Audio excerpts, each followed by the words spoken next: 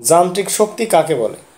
কোনো বস্তুর অবস্থান বা গতির কারণে তার মধ্যে যে শক্তি নিহিত থাকে তাকে যান্ত্রিক শক্তি বলে।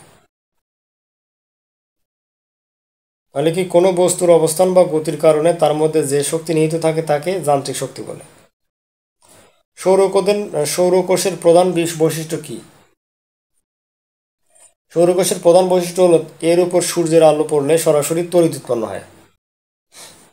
মানে সৌরকোষের প্রধান বৈশিষ্ট্য হলো এর উপর সূর্যের আলো পড়লে সরাসরি তড়িৎ উৎপন্ন হয়। 1 MeV সমান কত? 1 MeV সমান 1.6 গুণন 10⁻⁻13 জুল। তাহলে কি 1 MeV সমান কত? 1 MeV সমান 1.6 ইন্টু 10⁻⁻13 জুল। বন্ধুরা, এই ছিল আমাদের আজকের ভিডিও।